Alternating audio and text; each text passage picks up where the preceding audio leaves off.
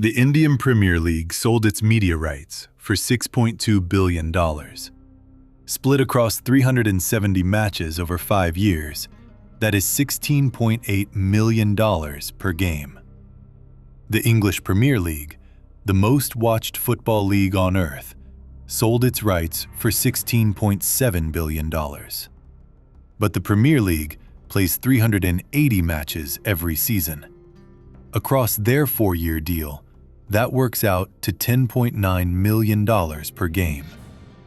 A cricket league that plays 74 matches a year is worth more per game than a football league that plays 380. And it is only 18 years old. The IPL launched in 2008. 8 franchises, a T20 format borrowed from English county cricket, and a player auction system copied from nowhere. Cricket did not have anything like it.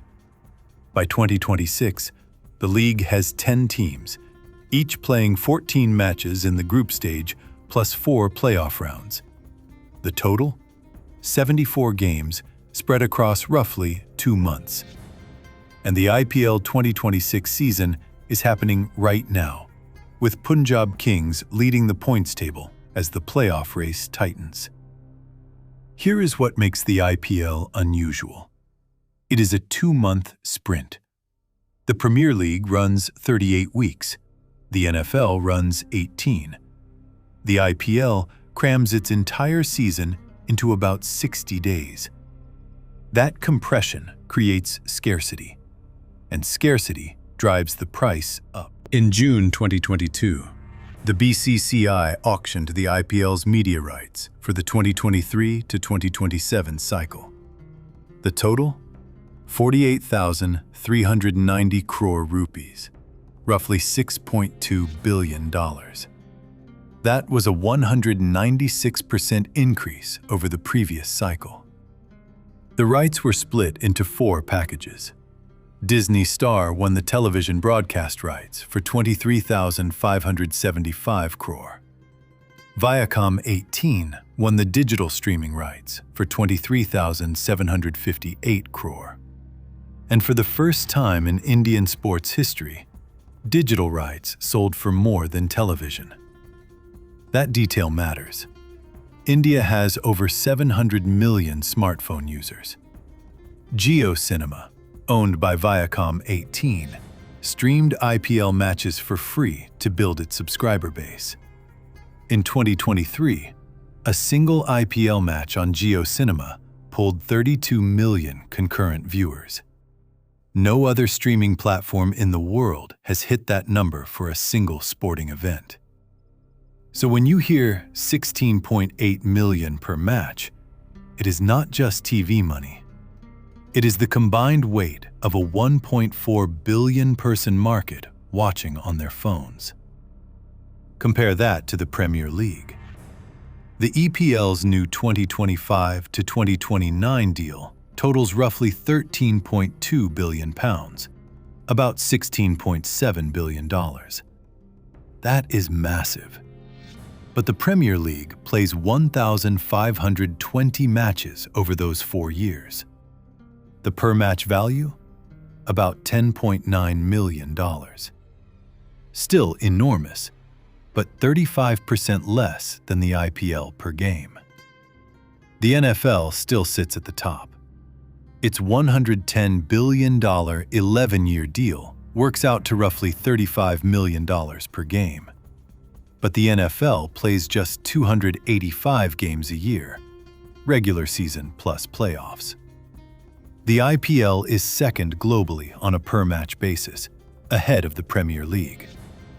The media rights money flows directly to the franchises.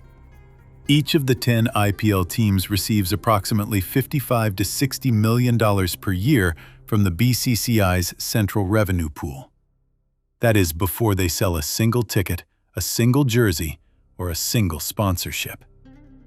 In 2025, the BCCI distributed roughly 10,000 crore rupees. Each franchise received around 484 crore, about $58 million. Top franchises like Mumbai Indians and Chennai Super Kings pull 650 to 700 crore in total annual revenue. That includes team sponsorships, merchandise, and gate receipts. And the franchise values reflect it. In March 2026, Royal Challengers Bengaluru sold for $1.78 billion. Weeks earlier, Rajasthan Royals sold for $1.63 billion. The IPL's total league valuation hit $18.5 billion. For context, the IPL started with 8 franchises in 2008. The original price for a team ranged from $67 million to $111 million. RCB sold for roughly 16 times its original franchise fee in under 2 decades. The salary cap keeps costs controlled. For 2026, each franchise has a total salary cap of 151 crore rupees, about $18 million. The auction purse, the spending limit at the player auction, is 125 crore. The remaining 26 crore covers match fees and performance bonuses. This season introduced a match fee for the first time, 7.5 lakh rupees per player per game. To put that in perspective, Rishabh Pant became the most expensive player in IPL history at the 2025 mega auction. Lucknow Supergiants paid 27 crore for him. That is about $3.2 million. In the NFL, $3.2 million is a backup linebacker's salary. There is also a new overseas salary cap. No international player can earn more than 18 crore per season. That ceiling prevents bidding wars from eating through the entire purse on 2 or 3 marquee overseas signings. The current media rights cycle ends after 2027. Media Partners Asia projects the next cycle, 2028 to 2032, at around $5.4 billion. That is slightly below the current deal. The per-match value might drop 13%, from $16.8 million to around $14.5 million. Why the potential dip? 2 factors. JioCinema's free streaming model is not sustainable. They will need to charge for access eventually, which changes the viewership math.